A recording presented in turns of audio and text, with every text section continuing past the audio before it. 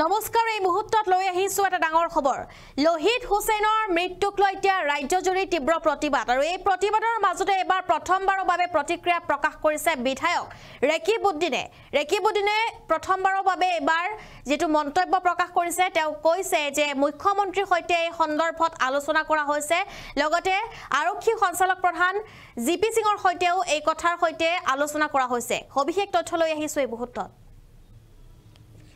লোহিত হুছেইন হত্যাকাণ্ডক লৈ আলোচনা হৈছে মুখ্যমন্ত্ৰীৰে ৰেকিবউদ্দিন আহমেদৰ এয়া প্ৰতিক্ৰিয়া ডিজিপিৰ সৈতে লোহিত হুছেইনৰ হত্যাকাণ্ডক লৈ আলোচনা হৈছে বুলি উল্লেখ কৰিছে ৰেকিবউদ্দিন আহমেদে আৰু আমসু নেতা লোহিত হুছেইনৰ হত্যাকাৰী কোনো কাৰণতে বাছি যাব নোৱাৰিব বুলি উল্লেখ কৰা হৈছে 16 নৱেম্বৰত গৰৈমাৰীত আমসু নেতা লোহিত হুছেইনক হত্যা কৰা হৈছিল আৰু তাৰ পিছতে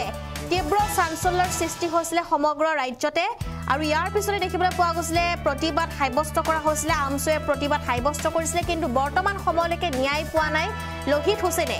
আমসু নেতা লোহিত হুছেইন হত্যাকাণ্ডক লৈ প্ৰথমটো প্ৰতিক্ৰিয়া বিধায়ক ৰেকিবউদ্দিন আহমেদৰ আৰু লোহিত হুছেইন হত্যাকাণ্ডক লৈ যোৱা নিশা যেটো 12:30 মান বজাত টেলিফোনত আলোচনা হৈছে মুখ্যমন্ত্ৰীৰে ৰেকিবউদ্দিন আহমেদৰ আৰু ডিজিপিৰ সৈতে লোহিত হুছেইনৰ হত্যাকাণ্ডক লৈ আলোচনা হৈছে বুলি ৰেকিবউদ্দিন আহমেদে এই কথা উল্লেখ কৰিছে আমসু নেতা লোহিত হুছেইনৰ হত্যাকাৰী কোনো কাৰণতে বাছি যাব নোৱাৰিব বুলি তেওঁ এয়া কথা প্ৰতিশ্ৰুতি দিছে গৰৈমাৰীখন চৰণীয়া পথাৰ নহয় যে গধূলি সময়ত ৰাজ্যৰ মাজত এজন লোকক হানিখুচি হত্যা কৰা হ'ব এয়া কোনো চৰণীয়া পথাৰ নহয় বুলি তেওঁ উল্লেখ কৰিছে গৰৈমাৰীত উপস্থিত হৈ বিধায়ক ৰেকিবউদ্দিন আহমেদৰ এয়া প্ৰথমটো প্ৰতিক্ৰিয়া আৰু গৰৈমাৰীত তেওঁ উপস্থিত হৈ কথা উল্লেখ কৰিছে ইতিমধ্যে 16 নৱেম্বৰত গৰৈমাৰীৰ এটা সাংস্কৃতিক অনুষ্ঠানত আমসু নেতা লোহিত হুছেইনক হত্যা কৰা হৈছিল ৰাজ্যজুৰি হত্যাৰ প্ৰতিবাদ চলি থকাৰ সময়তে অৱশেষত প্ৰথমবাৰৰ বাবে এই মন্তব্য প্ৰদান কৰিছে বিধায়ক ৰেকিবউদ্দিন আহমেদে যেটো প্ৰতিশ্ৰুতি দিছে ৰাইজক যে ন্যায় দাবী কৰা হৈছে আৰু সেই ন্যায় পাবই বুলি উল্লেখ কৰিছে লোকসকলে যেটো ন্যায় দাবী কৰিছিল আৰু সেই সকল লোকক এটা আশ্বাস প্ৰদান কৰিছে ৰেকিবউদ্দিন আহমেদে যে ন্যায় দিয়া হ'ব বুলি তেওঁ উল্লেখ কৰিছে মন্তব্য আছে আমাৰ হাতত হেয়া শুনাবলৈ চেষ্টা কৰিম ইয়াক লৈ কোনো ৰাজনীতিৰ কৰিব নালাগে মই এইটো কথা আহ্বান জনাম এই হত্যাকাণ্ডক লৈ কিছুমানে এটা ৰাজনীতি কৰিবলৈ ওলাইছে তেওঁলোকলৈ আহ্বান জনাম ৰাজনীতি লৈ নিব নালাগে ইয়াত এটাই কথা সকলোৰে কাৰণে ন্যায় সমান আইন সমান আইনৰ ৰুল মতে তেওঁলোকে শাস্তি পাব তেওঁলোকে বাচিব নোৱাৰে কিমান দিন পলাই থাকিব আৰু ক'ত পলাই থাকিব এইখিনিয়ে কৈ বিচাৰিছো আমসুৰ লিডাৰশ্বিপে কোনো চিন্তা কৰিব নালাগে তেওঁলোকে তিনিটা ইতিমধ্যে প্ৰতিবাদৰ কাৰ্যসূচী লৈছে ষ্টেট সভাপতি আৰু সংশ্লিষ্ট আমসুৰ বিষয়ববীয়াসকলক মই অনুৰোধ জনাইছো তেওঁলোকে এডমিনিষ্ট্ৰেশ্যনৰ লগত সহযোগ কৰক অনাগত সময়ত এই হত্যাকাণ্ডৰ লগত জড়িত প্ৰত্যেকজনে শাস্তি পাব কোনো বাছি যাব নোৱাৰে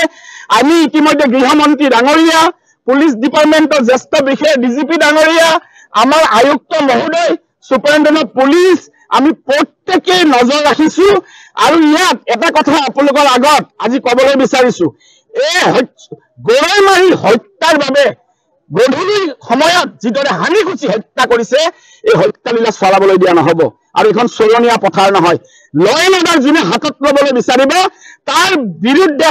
সম্পূৰ্ণভাৱে সংবিধানৰ ভিত্তিত শাস্তি ব্যৱস্থা কৰা হ'ব আৰু ইয়াত এনেকৈ হ'বলৈ দিয়া নহব আৰু এইটো অত্যন্ত দুজনক তেওঁৰ পিতৃয়ে মোৰ লগত যোগাযোগত আছে তেওঁ এজন শিক্ষক মানুহ তেওঁ এটা সন্তানক এনেকৈ হত্যা কৰিলে হত্যাকাৰীয়ে কিমান পলাব আৰু কিমান দূৰ যাব পুলিচে তেওঁলোকক ঢুকি পাব আপোনালোকে অপেক্ষা কৰক